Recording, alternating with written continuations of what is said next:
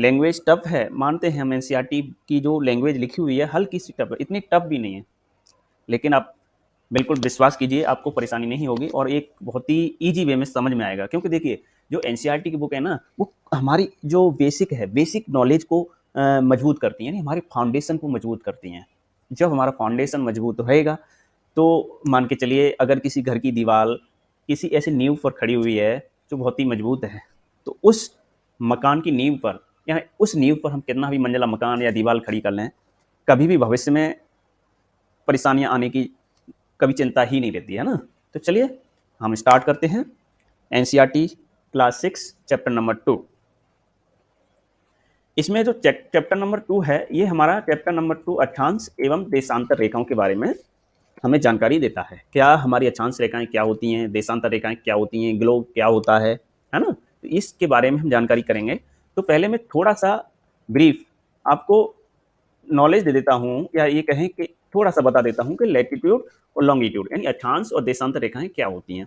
देखिए हमारी पृथ्वी गोल है और पृथ्वी हमारी गोल है और ये ध्रुवों पर हल्की सी चपटी हुई है, यानी नॉर्थ पोल और साउथ पोल पर चपटी हुई है। जब कोई चीज गोलाकार और चपटी हुई हो नॉर्थ और साउथ पोल की तरफ से, तो ये कह सकते हैं कि पृथ्वी पूरी तरह से गोल भी नहीं है ना। जब पृथ्वी गोल नहीं है तो फिर किस आकृति की है, तो हम उसको आकृति को नाम देते हैं जियोड, यानी भू आव, है ना। देखिए अब जो लैटिट्यूड और जो लैंगिट्यूड होती हैं, लैटिट्यूड को हिंदी में बोलते हैं अक्षांश रेखा, अक्षांश रेखा लैटिट्यूड, अक्षांश रेखा लैटिट्यूड, लैटिट्यूड यानी लेटी हुई। अक्षांश रेखाएं कैसी होती हैं, लेटी हुई। देखिए ये क्या है, हमारी अक्षांश रेखाएं लेटी हुई हैं। देखिए ये लेटी हुई है ना, और सारी की सारी अक्षांश रेखाएं एक दूसरे के समानांतर होती हैं, यानी ये कभी भी एक दूसरे को ओवरलैप नहीं करती हैं, ये ऐसे ही समानांतर रहेंगी। जबकि अगर लॉन्गिट्यूड को देखें, लॉन्गिट्यूड का मतलब होता है लॉन्ग, लंबा, लॉन्ग यानी लंबा, लॉन्गिट्यूड, लॉन्गिट्यूड हिंदी में देशांतर, ठीक है ना, ये क्लियर हो रहा है। अब देखिए ये जो हमारी पृथ्वी की नॉर्थ पोल से साउथ पोल को जो मिलाने वाली रेखाएं होती हैं, वो हमारी क्या होती हैं, देशांतर रेखाएं, इनको इंग्लिश में लॉन्गिट्यूड बोलते हैं। लेकिन एक चीज है, देखिए यहाँ पर अक्षांश रेखाएं क्या है कि ये समानांतर हैं एक दूसरे के, है ना। जबकि लॉन्गिट्यूड यानी देशांतर रेखाएं यूं करके ये ध्रुवों पर जाके इनकी बीच की दूरियां क्या हो जाती हैं, कम हो जाती हैं। आपको समझ में आया होगा। चलिए आगे चलते हैं। देखिए यहाँ पर जो पृथ्वी को बीचों बीच से अगर हम एक लाइन ड्रॉ करें, ठीक है ना, पृथ्वी के बीचों बीच से एक लाइन ड्रॉ करें 0 डिग्री, जिसको हम इक्वेटर विषुवत रेखा कहते हैं, तो उसके जो उत्तरी भाग की तरफ चले हैं तो ऊपर का भाग यानी ऊपर का भाग क्या कहलाता है, हमारा उत्तरी गोलार्ध, और इसके दक्षिण का भाग दक्षिणी गोलार्ध। सेम ठीक वैसे ही अगर देशांतर रेखा के बारे में बात करें, जो 0 डिग्री देशांतर रेखा होती है हमारी, जिसको प्राइम मेरिडियन, ठीक है ना, ये क्या होता है इसको हम आगे चल के बताएंगे, यानी इसको प्राइम मेरिडियन ग्रीनविच लाइन भी बोलते हैं, ठीक। ये हमारे पृथ्वी को पश्चिम और पूर्व दो भागों में बांटती है, यानी इसके पश्चिम का भाग पश्चिमी गोलार्ध और इधर का पूर्व का पूर्वी गोलार्ध। जबकि अक्षांश रेखा उत्तरी गोलार्ध और दक्षिणी गोलार्ध। यहां तक क्लियर हो गया होगा। अब एक चीज और यही क्लियर कर दें कि जो अक्षांश रेखाएं हैं, देखिए अक्षांश रेखाएं क्या होती हैं, जो पृथ्वी के केंद्र से किसी भी यामोत्तर पर ली गई कोणीय दूरी अक्षांश रेखा कहलाती है। अब जैसे हम पृथ्वी के केंद्र से 0 डिग्री लेंगे तो ये 0 डिग्री हमारी इक्वेटर रेखा, जब हम उसके ऊपर चलते जाएंगे जैसे 90 डिग्री, 120 डिग्री, ठीक। आगे चलते हैं। अब देखिए एक चीज और देखिए, यहाँ पर ये जो हमारी इक्वेटर है, इक्वेटर 0 डिग्री से चलकर नॉर्थ पोल तक 90 डिग्री तक जाती हैं, और 0 डिग्री से चल के इधर 90 डिग्री साउथ पोल तक जाती हैं। तो कितनी हुई हमारी अक्षांश रेखाएं, 90 नॉर्थ तक, 90 साउथ में, एक 0 डिग्री वाली, तो कितनी होगी 181 अक्षांश रेखाएं हमारी होती हैं, ठीक। और इनके बीच की दूरी हमेशा समान रहती है, यानी एक अक्षांश रेखा के दूसरी अक्षांश रेखा के बीच की दूरी 111 किलोमीटर होती है। जबकि अगर हम देशांतर रेखाओं के बारे में बात करें तो ये 0 डिग्री से 180 डिग्री तक जाती हैं यहाँ तक, और इधर अगर देखें तो इधर ये पूर्व का भाग पूर्वी गोलार्ध और ये पश्चिमी गोलार्ध में भी ये 0 डिग्री से 180 डिग्री तक जाती हैं। और 0 डिग्री जो होती है हमारी ग्रीनविच लाइन होती है, और 180 डिग्री देशांतर रेखा क्या होती है हमारी, 0 डिग्री जो हमने देशांतर रेखा होती है वो हमारी ग्रीनविच लाइन कह जाती है, और जो 180 डिग्री देशांतर रेखा होती है वो क्या है, वो हमारी अंतर्राष्ट्रीय तिथि रेखा होती है, जिसके पिछले अध्याय में आप पढ़ चुके हैं या हम पढ़ चुके हैं कि हमारी पृथ्वी गोलाकार नहीं, यह उत्तर एवं दक्षिणी ध्रुवों पर थोड़ी चपटी हुई तथा मध्य में थोड़ी उभरी हुई है। क्या आप कल्पना कर सकते हैं कि कैसी दिखती है? इस संबंध में जानकारी प्राप्त करने के लिए आप अपनी कक्षा में सावधानी पूर्वक ग्लोब को देखिए। ग्लोब क्या होता है? ग्लोब पृथ्वी का लघु रूप में एक वास्तविक प्रतिरूप होता है, पृथ्वी का एक इमेज होती है, या पृथ्वी का कहें फोटो होता है ना। ये हमारा ग्लोब बना हुआ है ये।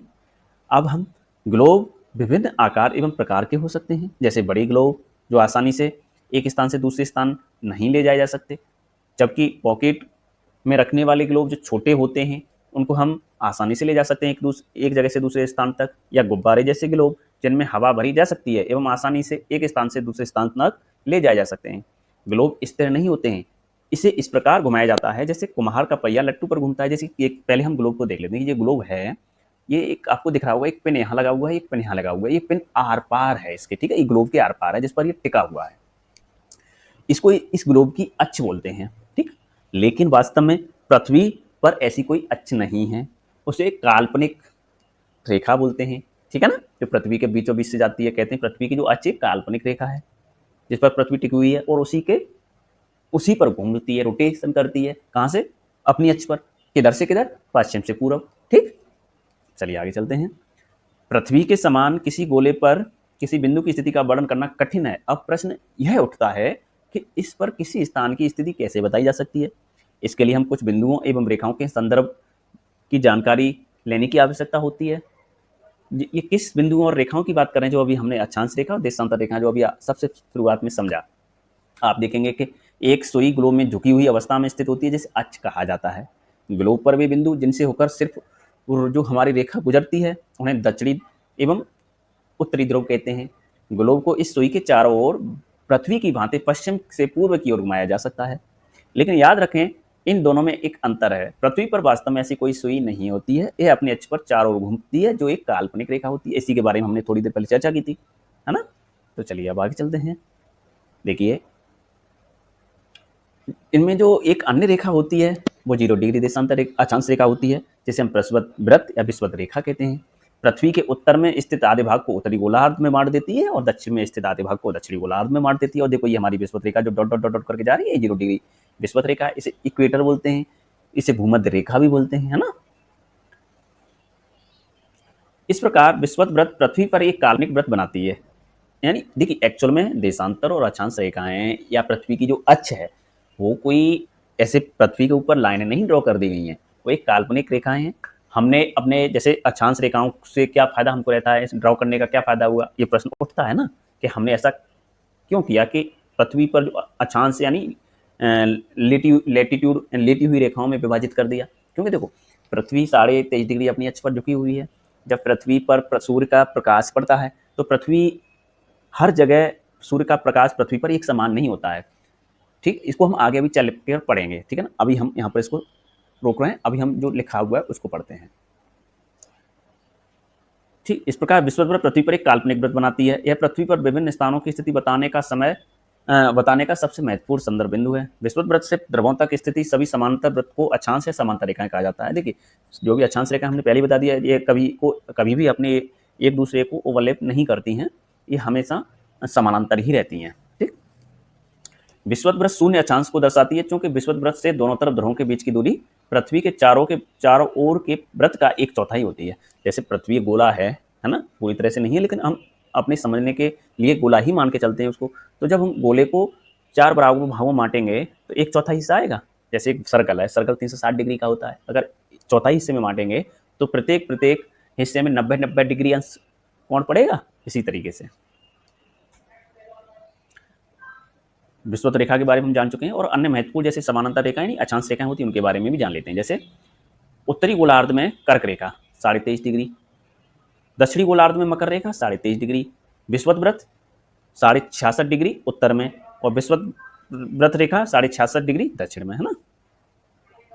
देखिए, पृथ्वी को उसकी जो सूर्य की रोशनी पड़ने के, सूर्य की ऊष्मा प्राप्त होने के क्रम में पृथ्वी को ताप कटिबंध में हम लोग बांटते हैं, जिसमें पृथ्वी के 23.5 डिग्री कर्क रेखा, 23.5 डिग्री कर्क रेखा से 23.5 डिग्री साउथ में मकर रेखा तक के बीच के भाग को उष्ण कटिबंध कहा जाता है, क्योंकि यहाँ पर वर्ष में इसके प्रत्येक अक्षांश पर, जो 23.5 डिग्री साउथ से 23.5 डिग्री नॉर्थ के बीच में प्रत्येक अक्षांश पर सूर्य की रोशनी वर्ष भर में कभी ना कभी लंबवत जरूर रहती है।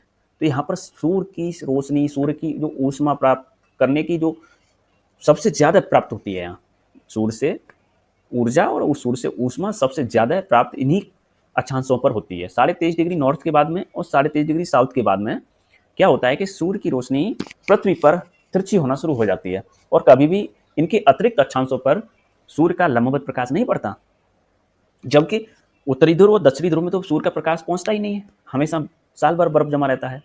तो यही चीज है ताप कटिबंध।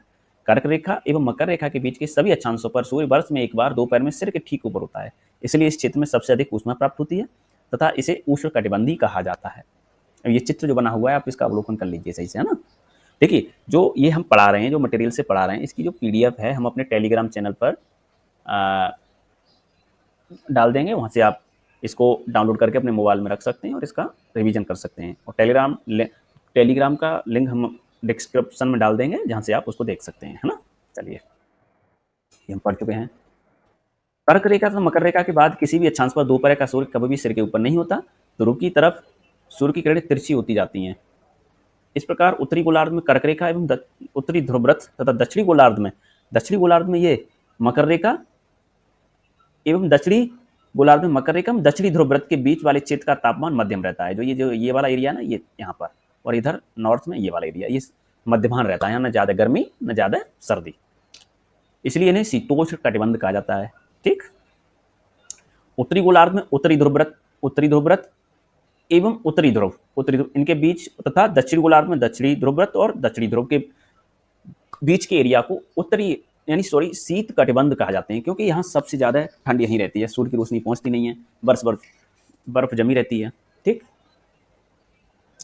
अब देखिए, अक्षांश रेखा हम पढ़ चुके हैं। ठीक। अक्षांश रेखाओं को जो सबसे महत्वपूर्ण लाभ ये है कि पृथ्वी पर मौसम और जलवायु के बारे में वितरण, यानी कहाँ पर ठंड रहेगी, कहाँ गर्मी रहेगी, कहाँ बारिश होगी, ये सारा जो मौसमी निर्धारण करने के लिए बहुत ही लाभदायक होती हैं। जबकि देशांतर रेखा अगर अक्षांश रेखाओं के साथ में दोनों को मिलाकर जो कमांड मिलाने के बाद में जो लैटिट्यूड लॉन्गिट्यूड किसी भी स्थान का निकाला जाता है ना, तो एक्यूरेट वहाँ उस स्थान का पता हम बता सकते हैं। जैसे कि दिल्ली किस लैटिट्यूड लॉन्गिट्यूड पर बसी हुई है, अगर आपको लैटिट्यूड लॉन्गिट्यूड दे दिया जाए और डायरेक्ट आप दिल्ली पहुंच सकते हैं उस लैटिट्यूड लॉन्गिट्यूड के फॉलो करते हुए, है ना। तो लैटिट्यूड भी बहुत ज़रूरत है। तो आप बहुत ही, तो देखिए, देशांतर रेखाओं की बहुत आवश्यकता रहती है, इसलिए देशांतर रेखाओं को डाला गया पृथ्वी पर, जबकि ये भी काल्पनिक रेखाएं होती हैं। किसी स्थान की स्थिति को बताने के लिए उस स्थान के अक्षांश के अतिरिक्त कुछ और जानकारियों की भी आवश्यकता होती है। आप देख सकते हैं कि प्रशांत महासागर में स्थित टोंगा द्वीप एवं हिंद महासागर में स्थित मॉरिशस द्वीप एक ही अक्षांश रेखा पर है ना, एक ही अक्षांश रेखा पर है। लेकिन अगर हम उसका साथ में लैटिट्यूड निकालेंगे और लॉन्गिट्यूड निकालेंगे तो लॉन्गिट्यूड दोनों का अलग अलग है।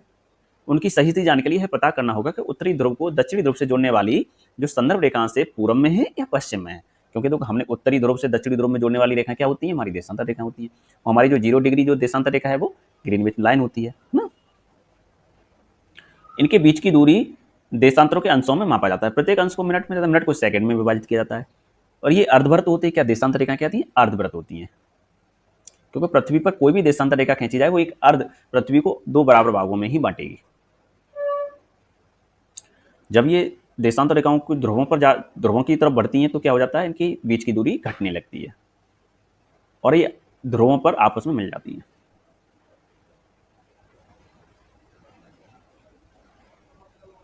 अक्षांश रेखाओं से भिन्न सभी देशांतर रेखाओं की जो लंबाइयां होती है समान रहती हैं। ठीक, ये हमने पहले बता दिया, अब ज़्यादा 180 डिग्री को भी बता दिया, अंतर्राष्ट्रीय लाइन होती है, एक दिन और एक दिन बढ़ जाता है, हमने बता दिया। अच्छा, ग्लोब पर ये सारी चीज़ देख चुके हैं। ठीक है, तो आज का लेक्चर यहीं समाप्त करते हैं साथियों। और अब हम जिसका जो